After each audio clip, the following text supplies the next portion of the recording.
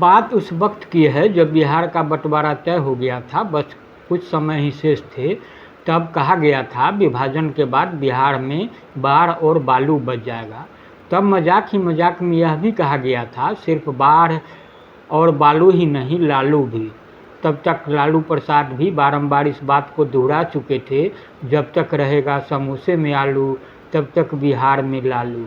लालू कानूनी शिकंजे में फंसकर भले सीधे तौर पर चुनावी राजनीति से बाहर हो गए हैं, लेकिन राजनीति को दशा दिशा देने में सक्रिय हैं। वैसे उनके पास है वही पुराना फार्मूला, कथित सांप्रदायिकता का विरोध और जातीय गौरव बोध को सहलाकर खास जाति को वोट के रूप में अपनी ताकत बनाना। हालांकि हालात बदले हैं और उनका यह फार्मूला उनके लिए खास फायदेमंद नहीं दिख रहा है। विरोधी भी कुछ इसी तरह के फार्मूले के साथ उन्हें राजनीति की कहानी बनाने की पूरी तैयारी में है। ज़्यादा वक्त नहीं बीता जब झारखंड ने वजूद पाया। लालू से बिहार में ही नहीं बचे, नवगठित झारखंड में भी अपनी अहमियत को बनाए रखा। तो आज चर्चा झारखंड के गठन और तब के राजनीतिक हालात की, उम्मीदों की नाव पर सवार झारखंडियों की और उम्मीदों की अकाल मौत के कसूरवार बनते झारखंड के राजनीतिक दलों और उसके अगुआ की, सत्ता लोलुपता में झारखंड की उम्मीदों की अकाल मौत की, निराश बिहार और इसकी बदलती तस्वीर की चर्चा भी जाहिरा तौर पर होगी। इसे कड़ी के रूप में आपके समक्ष पेश करूंगा। तो आगे बढ़ने से पहले आग्रह होगा कि आप इस चैनल को सब्सक्राइब ज़रूर करें। हाँ, देखने के बाद शेयर करना, लाइक करना और कमेंट देना नहीं भूलेंगे। 15 नवंबर 2000 को झारखंड वजूद में आया। यह दिन भगवान बिरसा मुंडा का जन्मदिन था, लंबी लड़ाई की सफलता का दिन। तो इससे थोड़ा पहले देखेंगे तो छठ की तैयारी हो रही थी और यह तय था कि अगली छठ में बिहार वैसा नहीं रहेगा जैसा इस बार है। अविभाजित बिहार की अंतिम छठ है। दीपावली भी अंतिम थी और दशहरा भी। इसी महीने यानी नवंबर की 15 तारीख को बिहार के 18 जिले झारखंड राज्य के रूप में वजूद में आने वाले थे और सूर्य की पहली किरण के साथ झारखंड का उदय होना तय था। बिहार के निर्माण के बाद इसका दूसरा बड़ा विभाजन है। इससे पहले 1936 में उड़ीसा इससे अलग हुआ था और आज़ाद भारत में इसके कुछ हिस्से उड़ीसा तथा बंगाल में तथा उड़ीसा के कुछ हिस्से बिहार में आए थे। लेकिन वह पुनर्गठन था, विभाजन नहीं। उड़ीसा के गठन के बाद इस राज्य का भूगोल तो प्रभावित हुआ था, पर इसकी संस्कृति तथा बिहारी समाज मोटा मोटी बेअसर ही रहा था। लेकिन सहस्राब्दी के इस पहले वर्ष के इस विभाजन से बिहारी समाज तथा संस्कृति के विभाजित होना तो तय ही हो गया था। भूगोल के साथ साथ इस भूखंड के निवासियों के हृदय के भी खंडित होने के लक्षण सामने आने लगे थे। वस्तुतः गर्भस्थ राज्य की सत्ता पर काबिज होने के लिए जिस तरह के राजनीतिक खेल खेले जा रहे थे, वे भविष्य के गंभीर संकट के संकेत दे रहे थे। बिहार के भूखंड बंटने में कोई परेशानी नहीं आ रही थी। संथाल परगना, उत्तरी छोटा नागपुर तथा दक्षिणी छोटा नागपुर के 18 जिले मसलन देवघर, दुमका, गोड्डा, साहेबगंज, धनबाद, बोकारो, हजारीबाग, गिरिडीह, कोडरमा, चतरा, पलामू, गढ़वा, गुमला, लोहरदगा, रांची, सिंहभूम में पूर्वी सिंहभूम और पश्चिम सिंहभूम और पाकुड़ नवगठित झारखंड राज्य के अंग बनेंगे, यह तय हुआ था। यही से अविभाजित बिहार की अर्थव्यवस्था के मेरुदंड माने जाते रहे थे। राज्य की कोई 90% खनिज संपदा इसी क्षेत्र में होती रही। राज्य की 80% से अधिक वन संपदा भी इसी हिस्से में थी। राज्य की प्राकृतिक सुषमा के अधिकांश केंद्र इन्हीं जिलों में यानी इस हिस्से में थे। इतना ही नहीं, अविभाजित बिहार की पूरी आदिवासी आबादी तथा संस्कृति इस क्षेत्र के साथ झारखंड में चली जाएगी, यह तय हो गया था। बिहार के हिस्से में जो भी महत्वपूर्ण उद्योग धंधे इस राज्य में गत 40-45 वर्ष में लगाए गए, सभी झारखंड में चले जाएंगे, यह भी तय था। इसके साथ ही यहाँ बेरोजगार के अवसर जो भी सृजित किए गए उससे बिहार नाम का भूखंड अब वंचित होने वाला था। बिजली उत्पादन का सबसे महत्वपूर्ण संयंत्र पतरातू था और वह भी झारखंड का हो जाएगा, यह तय हो गया था। पनबिजली के महत्वपूर्ण संयंत्र इसी राज्य का हिस्सा बनेंगे, यह भी सैद्धांतिक रूप से तय था। राज्य का 37% राजस्व झारखंड क्षेत्र से ही आता था।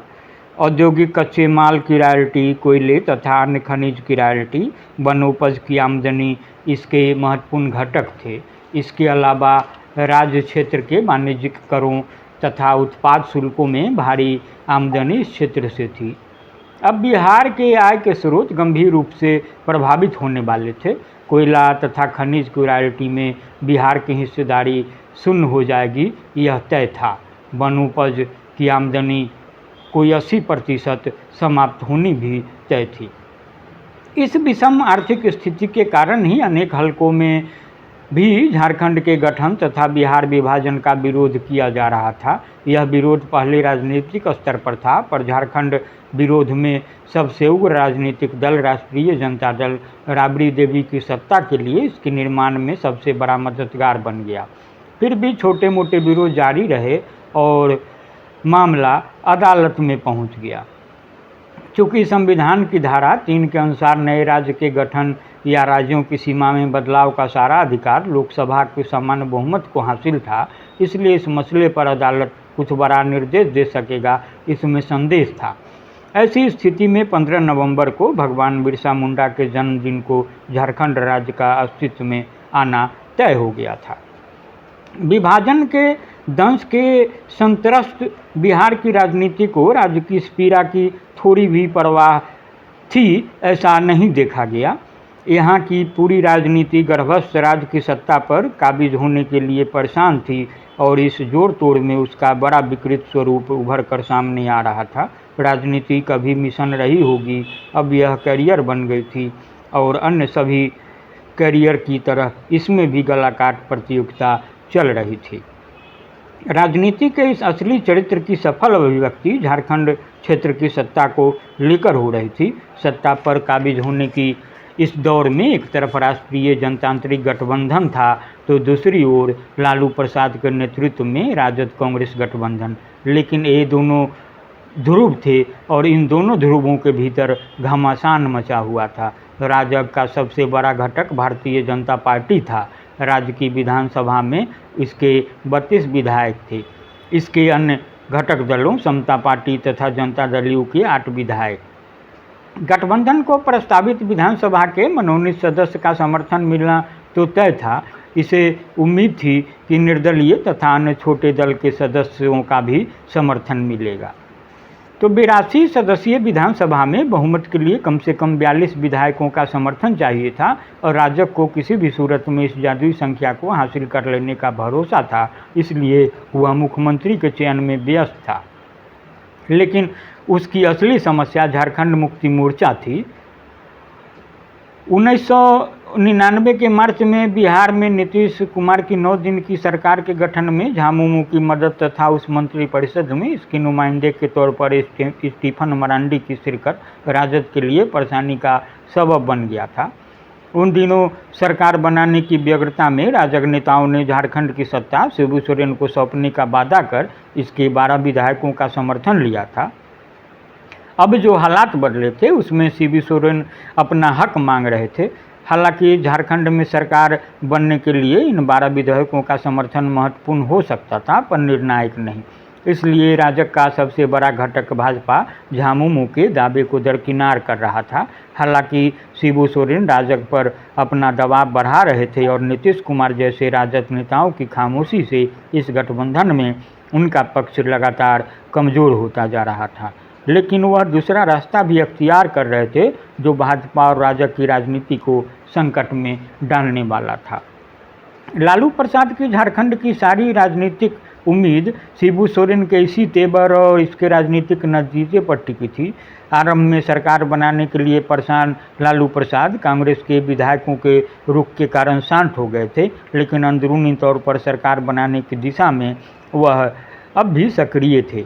उनकी समझ थी कि यदि शिबू सोरेन को दल के 12 विधायक तैयार हो जाते हैं तो राजद के 9, कांग्रेस के 11 तथा वामपंथी दलों के 4 विधायकों की कुल जमा पूंजी को लेकर वह पार्टी को तोड़ने के मूल कौशल का उपयोग करेंगे और सरकार बनाने का दावा पेश कर राजनीतिक हलचल तो पैदा कर ही देंगे। उनकी यह भी समझ थी कि इस हलचल से भाकपा विधायक दल को भी परेशान किया जा सकता है, लेकिन उनका संकट दोहरा था। एक तो शिबू सोरेन तथा उनके दल के विधायक लालू प्रसाद पर भरोसा नहीं कर पा रहे थे। झारखंड के सवाल पर लालू प्रसाद ने पिछले 11 साल में कोई आधा दर्जन बार अपने रुख को बदला था। लालू प्रसाद का दूसरा संकट था कि कांग्रेस के आदिवासी विधायक शिबू सोरेन के साथ सरकार या सरकार के बाहर किसी मंच पर आपसदारी नहीं करना चाहते थे। उन्होंने इस बारे में अपने आला कमान को भी साफ कर दिया था और चेतावनी दी थी कि इसके लिए उन्हें विवश नहीं किया जाए। इतना होने के बाद भी लालू प्रसाद अपने अभियान में जुटे रहे। इसका सबसे बड़ा कारण चारा घोटाले के मुकदमे थे। कानून के हिसाब से अगले कुछ महीनों में ये सभी मामले झारखंड राज्य में भेज दिए जाने वाले थे तथा उनके ट्रायल की अदालती कार्यवाही भी वही होने वाली थी। वैसे हालात में झारखंड क्षेत्र में बिहार के इस बेताज बादशाह को सत्ता सुख जेल या जेल के बाहर नहीं मिलता जो उन्हें यहाँ स्वतः मिलता रहा है, यहाँ मतलब बिहार में। तो झारखंड की राजनीति लगातार सरगर्म होती जा रही थी। राजग के अन्य घटक दलों समता पार्टी तथा जदयू ने सत्ता की कसरत की जिम्मेदारी भाजपा पर छोड़ दी थी। भाजपा के अंदर करिया मुंडा बनाम बाबूलाल मरांडी का संघर्ष चल रहा था। मुरली मनोहर जोशी, अश्विनी कुमार, कैलाशपति मिश्र, देवदास आप्टे सहित पार्टी के केंद्रीय नेतृत्व का बहुत बड़ा तबका करिया मुंडा को मुख्यमंत्री बनाने का पक्षधर था। वहीं दूसरी ओर लाल कृष्ण आडवाणी तथा के.एन. गोविंदाचार्य के समर्थक बाबूलाल मरांडी के पक्ष में खड़े हो गए थे। मामला इस कदर कटु हो गया था कि गत दिनों केंद्रीय नेतृत्व ने उस क्षेत्र के सभी विधायकों को दिल्ली बुलाया था और बंद कमरे में उनकी राय ली गई थी कि किसे मुख्यमंत्री बनाया जाए, मरांडी को या मुंडा को। भाजपा के शीर्ष सूत्रों का कहना था कि बहुमत की राय मरांडी के पक्ष में आई है, लेकिन केंद्र के अनेक घाघ नेता उन्हें नहीं चाहते थे। इन नेताओं की यह समझ थी कि शिबू सोरेन को शांत रखना है तो करिया मुंडा को ही कुर्सी सौंपी जानी चाहिए, लेकिन इसके लिए मरांडी समर्थक कतई तैयार नहीं थे। इस राजनीतिक घमासान के बीच शिबू सोरेन ने अपना तेवर ज़्यादा कड़ा कर दिया था। उन्होंने चेतावनी दे दी थी कि झारखंड में पटना दिल्ली की राय नहीं चलने देनी है। इस क्षेत्र में वह फिर एक बार लोटा सोटा झोटा तथा ABC यानी आरा बलिया छपरा विरोधी आंदोलन की चेतावनी दे रहे थे। इसके साथ ही जल जंगल जमीन का नारा तो उनका था ही। ये भावनात्मक मसले थे और इसकी बुनियाद पर ही 70 के दशक के आरंभिक वर्षों में संथाल परगना तथा छोटा नागपुर क्षेत्र में आंदोलन चला गया था, जिसकी उपज झामुमो थी। शिबू सोरेन फिर अपने उसी तेवर को अपनाने लगे थे। ऐसी बात नहीं थी कि ऐसे आंदोलनों से पूर्वोत्तर भारत के कई राज्य अशांत थे और बोरो आंदोलन जैसे नारों की उपज होने की बात से शिबू सोरेन तथा भाजपा के नेता अनभिज्ञ थे। चूँकि सत्ता दांव पर थी, इसलिए राजनेता इतिहास की इन सीखों को देखना नहीं चाहते थे। यही वह मुद्दा था जिसे मौजूदा राजनीति देखना नहीं चाहती थी। यह दुर्भाग्य की स्थिति थी कि गरीब आबादी वाले समृद्ध भूखंड पर झारखंड राज्य का उदय कटुता के गहरे कुहासे के बीच होने वाला था। तो आज बस इतना ही। नमस्कार।